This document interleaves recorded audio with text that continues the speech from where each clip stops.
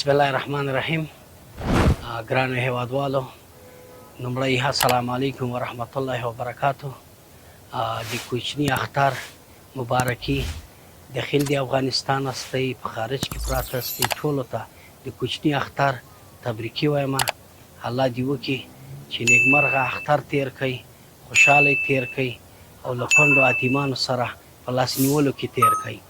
نو له تاسو جار شم دغه اختر کې باید له خپل غریب او مسکین ولس سره همدردي وکړو چې د هغې اختر هم د دې سره ځان سره رنګینه کړو او خوشحاله اختر دا ورونه هم زموږ تیر کړي او دا کونډې یتیمان دا واړه واړه ګلالي ګلالي بچیان هم کورم ودان بچی هم لوی مننه.